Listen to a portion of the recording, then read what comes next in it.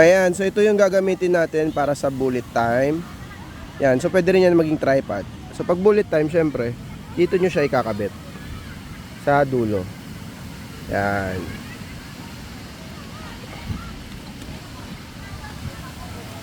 Ayan. Ayan.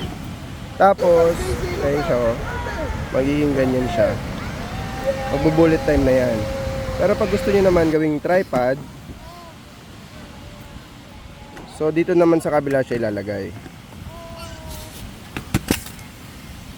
Ayan. So dito naman yan.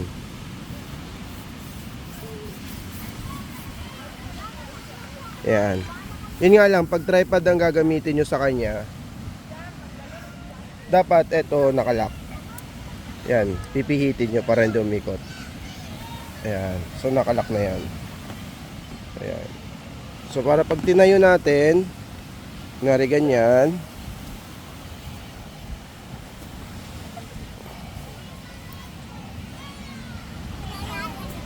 ayan o, diba?